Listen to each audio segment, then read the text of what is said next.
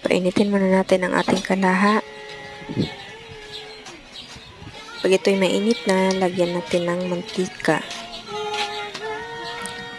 At bago yan, papakita ko muna sa inyo ang ating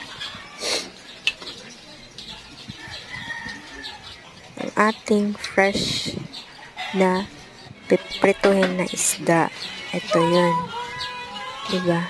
Ang ganda ng isda natin. Bagong-bago. At ito na.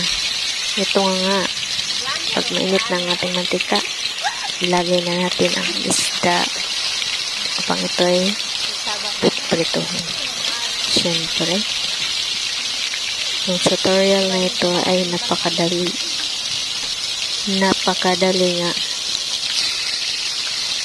Gusto ko lang i-share sa inyo kung paano ako magluluto ng isda. Siyempre, pag ito'y